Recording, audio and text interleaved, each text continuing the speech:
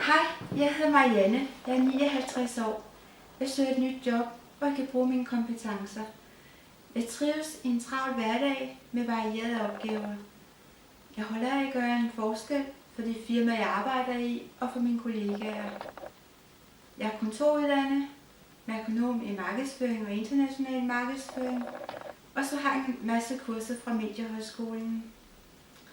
Jeg har de sidste mange år arbejdet som grafiker, og har lavet alle mulige former for marketingmaterialer, inklusiv messer, visitkort, brevpapir og alt hvad der er af den slags opgaver.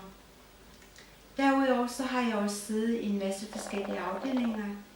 Jeg har siddet i kommunikation, marketing, salg, indkøb, logistik og regnskab og været direktionssekretær.